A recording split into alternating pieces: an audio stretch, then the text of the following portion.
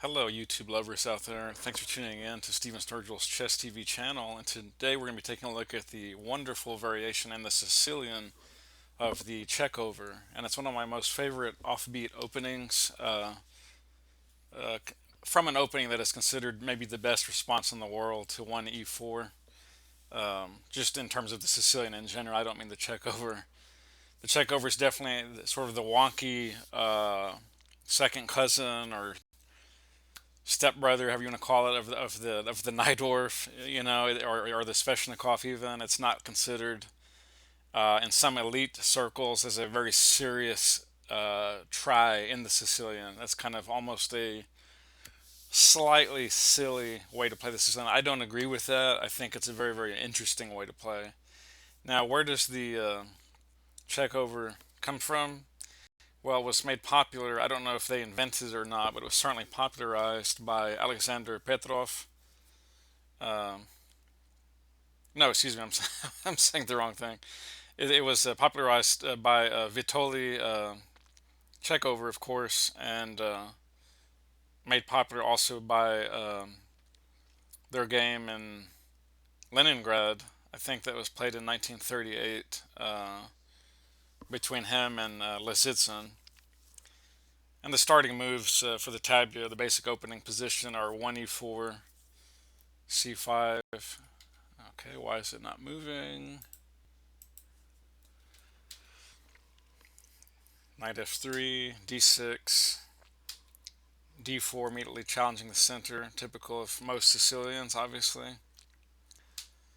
C takes d, and the money shot, queen takes d4.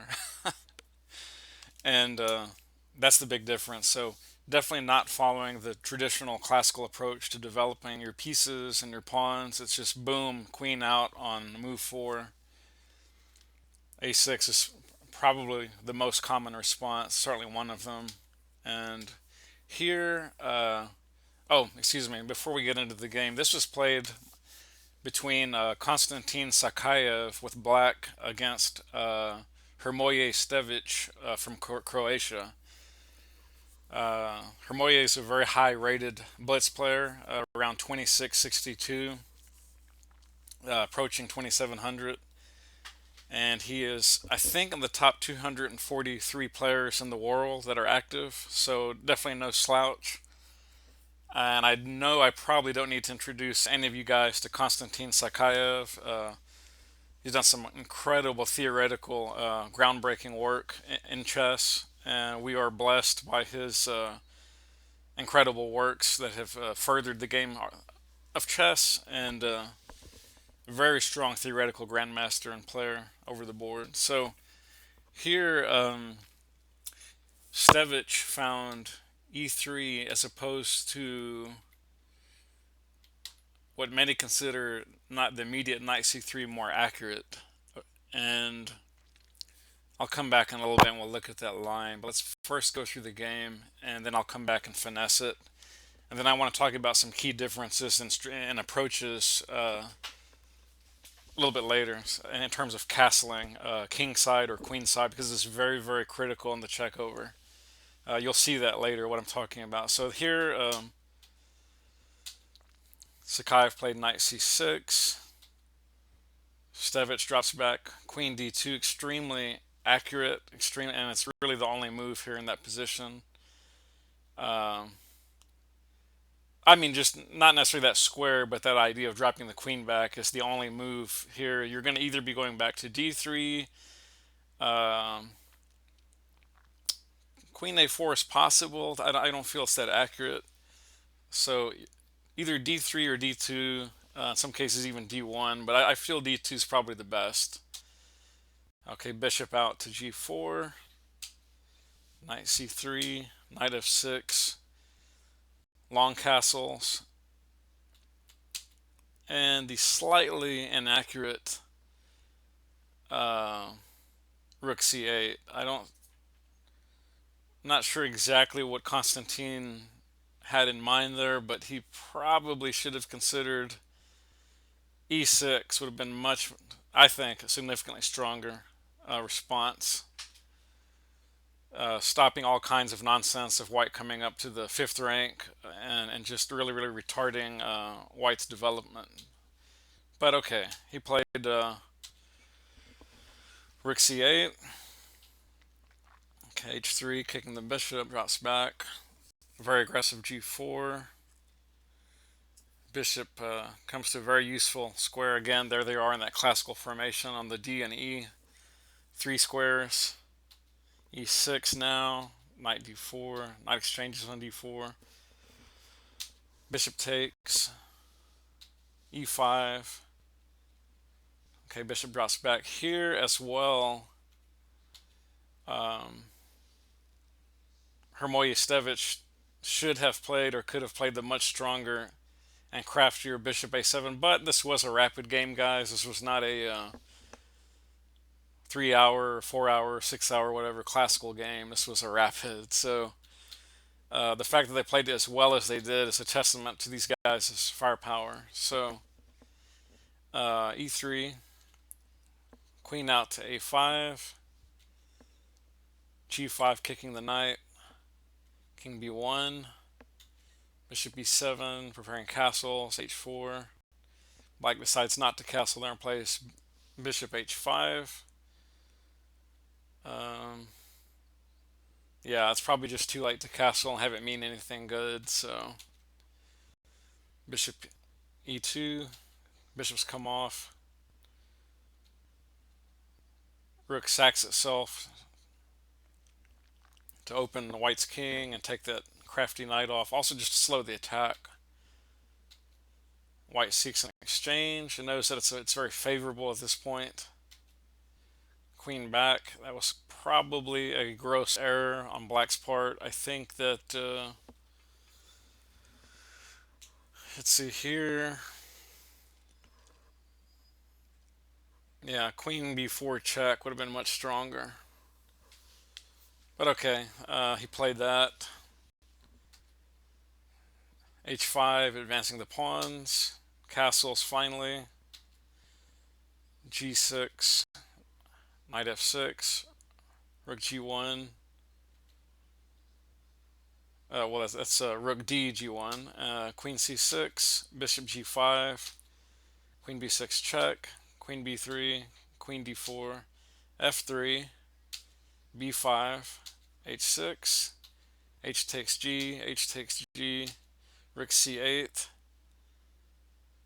And I don't need to tell you guys that black is doomed from this point on. It's just terrible. And bishop takes knight. Oops. Whoa, whoa, whoa. Bishop takes bishop. Rook up. King takes. Rook down, seeking a sacrifice. And actually here, Sakaev resigned. From here, it's a mate in 3. And I'll just finish that out on the board so you guys can witness the horror. One intermezzo block. And that's all she wrote. Mate and 35. So, backing up to, let's see,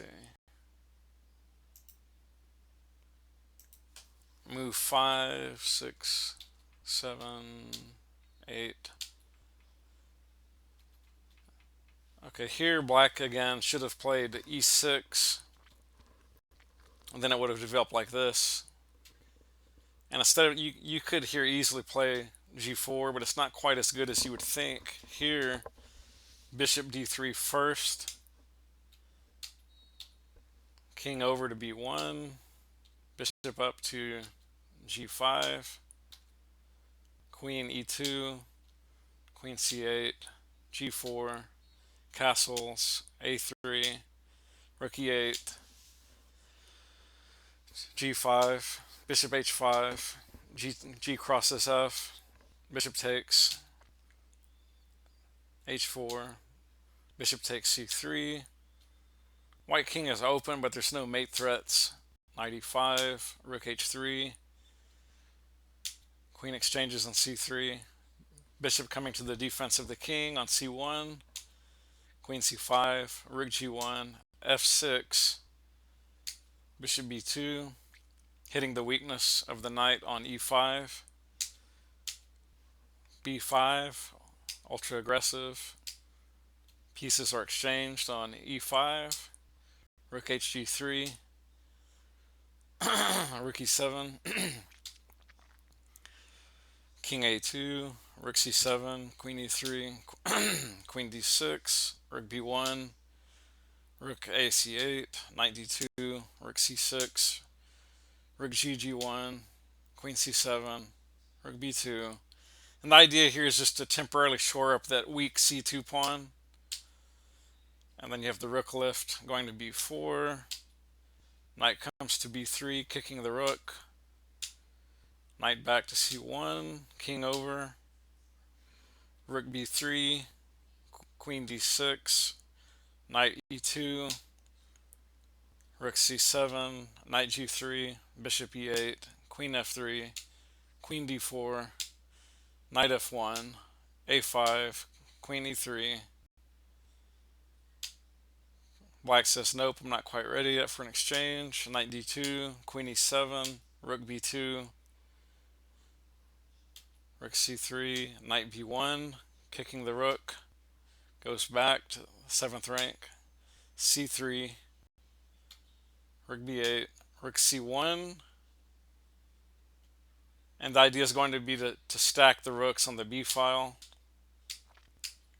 After you play these two moves, bishop comes back to a very useful square on b2, queen comes to c7, first the intermezzo c4 challenging black's pawn, black comes down again to queen c6, now the rook over, creating that power stack, b4, a takes a crosses b, a crosses b, rook takes b4, rook giving check, king over to b2, queen d6, rook down, queen f8, rook b7, h6, rook over. Change must occur there, unfortunately. Rook up to b6, queen over, f3, bishop a4, queen now pinning the bishop, and now it's the beginning of the end because a piece is going to be taken here. Yep, bye-bye bishop, rook b2, queen takes a pawn with check, pawns exchange, queen comes in. Okay, and black is simply down a piece here. I don't need to tell you guys that's a pathetic endgame. We'll just play it out.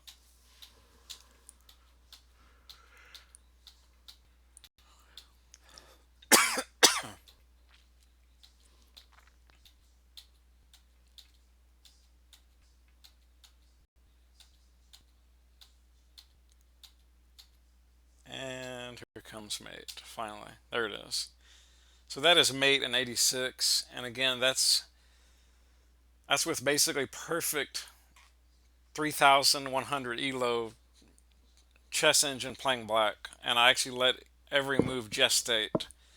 I tried to pick the best moves for black. I didn't want any kind of slip-ups or weaknesses. So, a very, very dangerous system in the Chekhover. And let's go on back up here to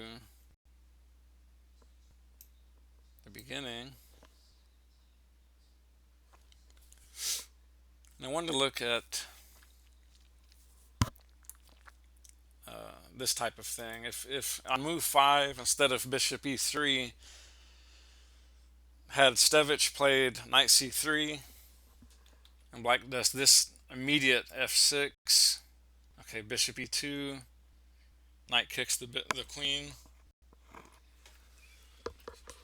and now that move, king castles short. Believe it or not, this is a theoretical draw. You're wasting your time playing the Chekhover like this because It's just not good for white's development. Something is very subtle and the position happens, and it's just everything's sort of canceled out, if that makes any sense. Because I'll just go through this line very rapidly. I don't want to spend any time annotating this. Just play it out like this.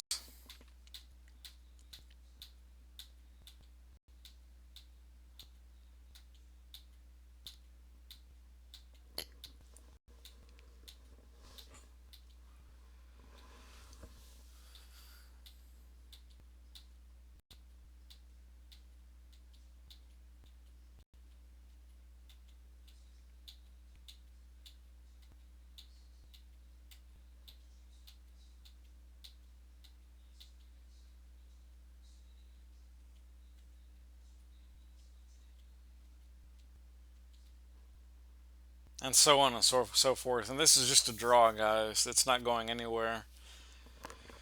White's not winning, black's not winning. That's why I have come to truly believe with all my heart that castles long is far, far superior in the checkover. So if you play it, please consider castling long. Uh, you can just see that this setup is just much more pleasant for white to play. And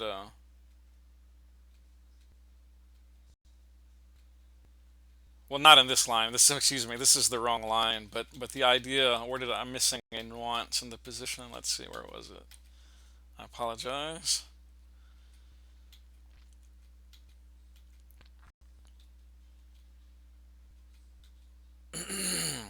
Ah, yes. After the superior bishop e3, you get this type of.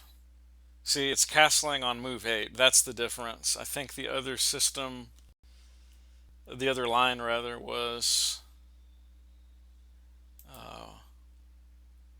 was move 9 long castles. So that subtle difference in tempo, I believe, is fairly critical, personally. So you want to get castled by move 8. And even had black played something different here, like what else could he have played? I guess like this, and then knight c3, I'm assuming. Okay, bishop gets out there.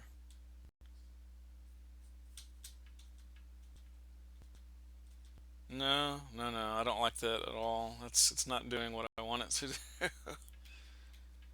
uh,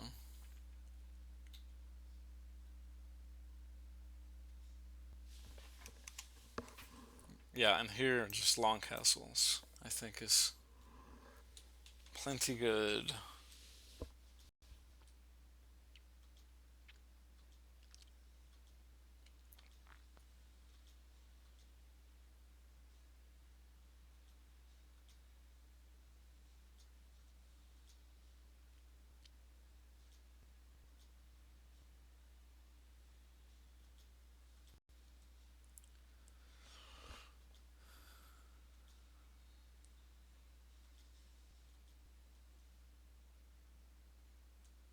Yeah, I think there's some obstacles to overcome, and I'm not really giving these out any kind of intense theory, but I just truly believe White has better attacking potential when he castles queenside in the checkover. I mean, even here now, White is enjoying a very, very pleasant 0.56 advantage.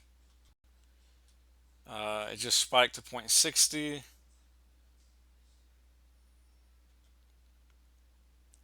And you can just see visually how weak Black has become kingside. I mean, he has one pawn in front of him. That just cannot be good chess at all.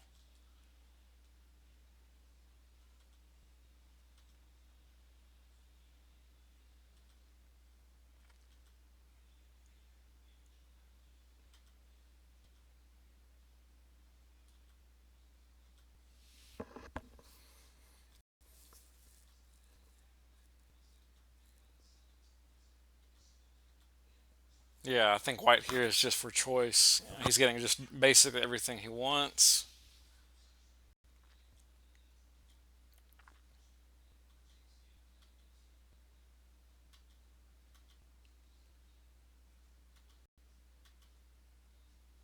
Yeah, the pawns are coming off.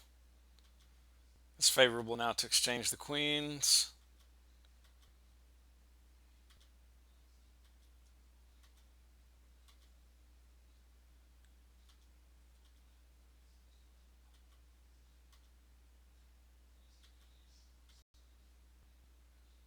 Yeah, it's just white is for choice, guys. That's just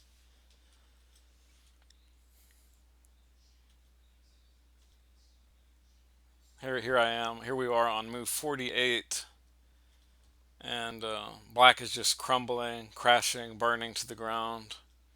A new queen is on board. Black's queen is gone. Yeah, mate's been announced now. It's coming in five, three, two, one. Blast off. Yep, mate in 58. I'm not saying you can't castle short king side. You can, and I'm sure there's a lot of decent games out there. I'm being a little facetious, but I really do strongly feel that castling queen side in the checkover just gives you much richer attacking potential than castling short. So going back, um, I do want to show some differences in the finessed version of the game, which was here. Again, if black had played e6 instead of this rook c8 move, um, there was, of course, that initial idea. It's not that good. So that, and let's see that. Okay, that's decent, but not great. Let's see, where was it? Oops.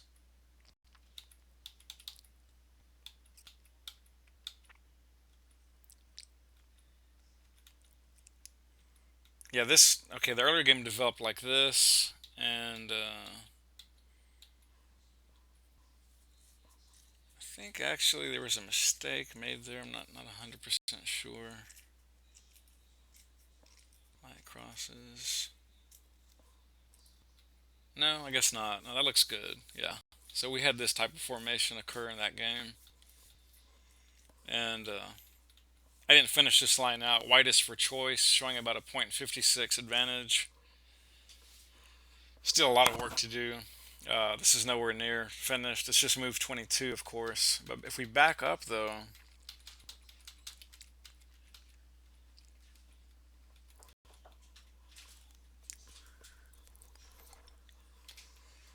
knight d4.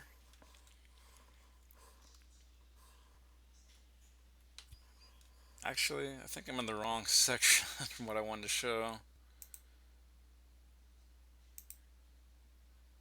I apologize, guys. I was looking ahead at move 9 from earlier. Sorry. So going back to the game, at move 9, we saw this line played in the actual game. Um, this was the game they actually played, Stevic and Sakaev. And here, oops. Yeah, had he played the more accurate bishop a7, Stevic, that is, this would have ensued, potentially. And I wanted to show this f4 line. This is a very aggressive idea if you get into this line in the checkover. Not going to annotate too much. We'll just let the moves speak for themselves. That's ultra aggressive. Bye bye rook. Pawn f5. Rook owning the g file. F file. Quiet move. Back over. And then we see this beautiful idea here in the Chekhover Sicilian. This delicious sack, just ripping open the G file. Queen sneaks in. Very aggressive defensive idea there. Just queen takes the H file, except for that one last little pawn on H7. The knight will be gone. Now that's another beautiful idea here. You're saying, what in the world is going on here? Why would I sack the bishop? Well, here's why.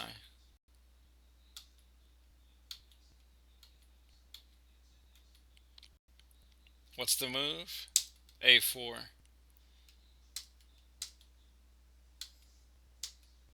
Pawn up. Instead of taking the rook, which would not be good at all, I don't think. I think that'd be a blunder. Knight up, and it's game over.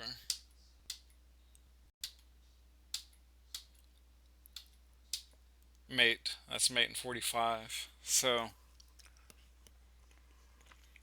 um, again, move 17, bishop crosses E, take E4.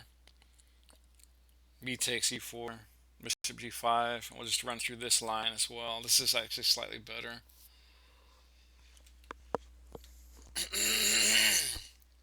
Again, that H6 move is very, very powerful in the Chekhover. A lot of games with that theme played. I did want to show something funny. If black played something goofy here, like rook at F8, here's what might ensue.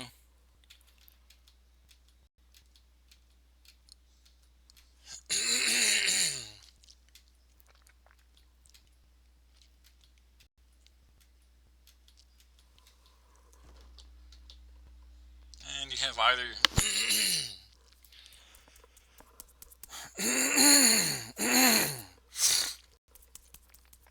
oh, excuse me, my throat is dry like sandpaper. I need to get a drink.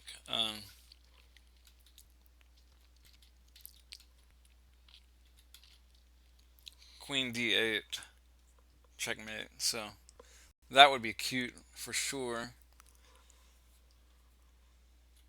And instead of going back to the game position, H6, okay, G6, rook over.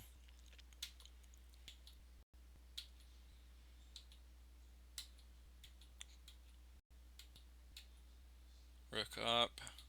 And it's looking really, really bad now. Bad and sad for black. Rook's gone. Queen side is destroyed. Queen is gone.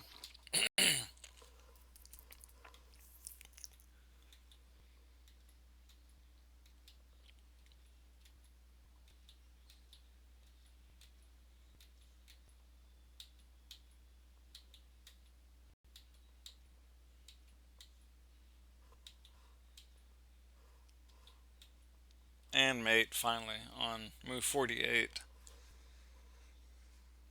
Okay, guys, that's going to about wrap it up on our coverage today of the Chekhover. But before I do that, let's go back through the actual game that was played. So you can watch how Stevic won this game against a very, very strong Grandmaster in Konstantin Sakaev. Again, this was a rapid, so no hard feelings. We all lose games.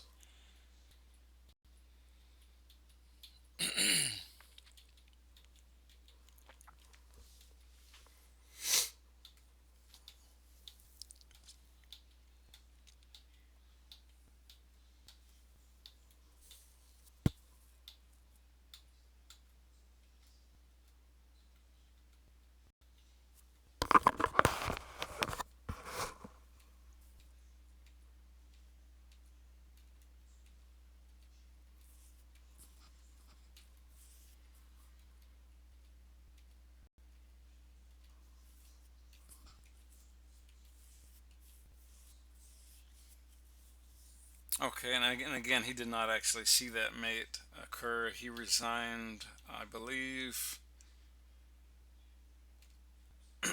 Yeah, right after that move, right after Rook H7, that's all she wrote, and he didn't want to see the horrible end. And then I will go right back through the finessed version again, which is this.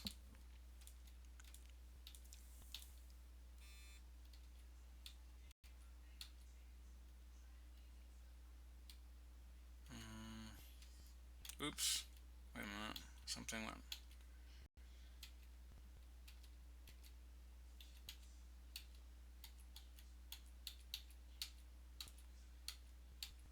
Oh yeah, there we are. Sorry, I was looking at a different line. Yeah, so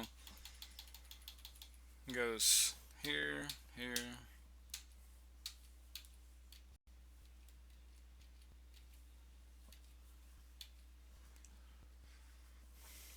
Okay, the finesse was E6, and then it went like this.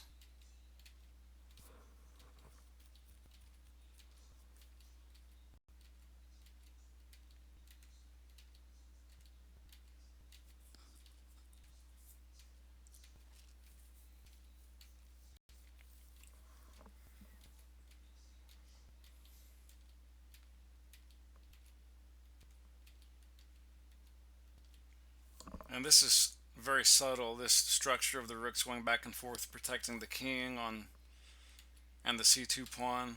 That takes some finessing and some very, very deep positional understanding, not only in the Chekhover Sicilian, but in any position similar to this, in chess in general. It's one area I think that beginners and intermediates often have intense struggles with understanding the positional ideas, and the exact move order is very, very critical in many cases. White saw that an exchange was favorable there, kicking the rook, advancing the c pawn, knight shoring up c4, rb3, etc., etc. Rooks get stacked. King makes his way to the safety of c1. Exchange. King d1, threatening the bishop. f3 securing e4. Bishop's gone. Queen is coming in to h4 with check. Pawn takes, queen takes. Again, white sees that obviously an exchange is extremely favorable at this point. Black says no. White plays the classy f3, bishop f3, and black is forced to exchange, or just be significantly worse. Black king is exposed. Pawns are dropped.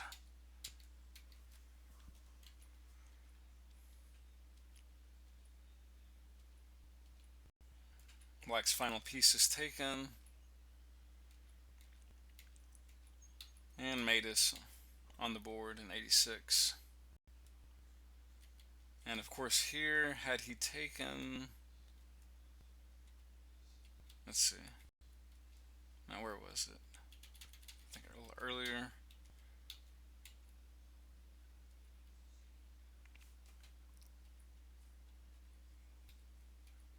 Yeah, there's nothing to do there anyway. It would have been... Oops. Wow, that's just bone crunching. Yeah, there, he could have taken the bishop. And if that's the case, then you have...